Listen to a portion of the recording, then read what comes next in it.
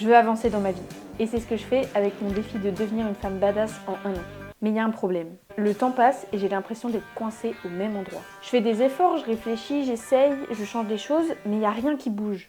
Heureusement, dans cet épisode, on va voir une solution hyper efficace. Le 1er juin 2025, j'ai enfin dit stop à une vie qui ne m'épanouissait pas. Alors j'ai pris une année de césure pour développer un esprit fort dans un corps fort et tout vous partager. Moi c'est Lydie et j'ai 1 an pour devenir une femme badass. En fait, ce qui me manque, c'est de la clarté. Car je peux pas avancer si je sais pas où je vais. Et pour retrouver cette clarté, on va s'aider d'un outil puissant, la roue de la vie.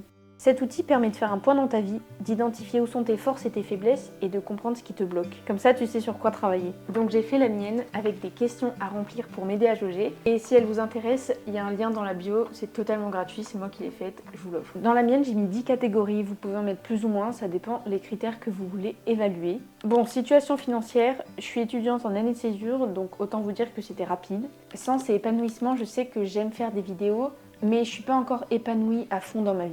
Et il y a des questions pour lesquelles c'est assez dur de répondre, comme quels moments de ma vie ont réellement nourri mon sentiment d'épanouissement. Donc prenez bien le temps pour faire les questions, parce que vous en aurez peut-être besoin. Fonctionnement du corps, je vous avoue, je fais pas beaucoup de sport. Heureusement qu'on va aborder ça cette année parce que j'en ai vraiment besoin. Niveau d'énergie, souvent le matin je suis à fond et l'après-midi je suis très fatiguée, sachant que je passe au moins 10 heures par jour assise sur ma chaise à travailler sur mes vidéos. Je vais pas pouvoir tenir comme ça longtemps, mais comme je suis au début, j'ai pas trop d'autres solutions. Paix intérieure, depuis que j'ai découvert le dev perso, ça va beaucoup mieux, même si c'est perfectible. Joie et plaisir, je suis quelqu'un de très optimiste, très joyeuse, mais comme je passe beaucoup de temps à travailler, j'ai pas énormément d'activités qui me font des sauts de joie ou qui me mettent plein de dopamine dans le cerveau. Donc j'en ai, mais c'est des choses simples qui font pas des énormes waouh. Par exemple, être avec mon chat, ça va me procurer de la joie.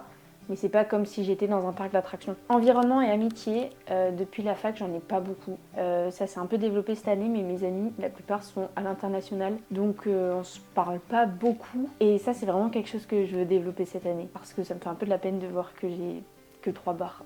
Communication et vie sociale, comme je dis pas aux gens que je connais que je veux faire des vidéos et que je veux en faire mon métier, bah, je suis obligée de mettre le niveau très faible. Et quand je leur aurais dit, je pense que je peux augmenter de 2 points. Confiance et compréhension, j'ai confiance en moi, je sais que je peux y arriver. Donc ça, c'est assez haut. Passion et épanouissement dans ma vie sentimentale, c'est un truc aussi que j'aimerais améliorer. Et voilà, j'ai fini.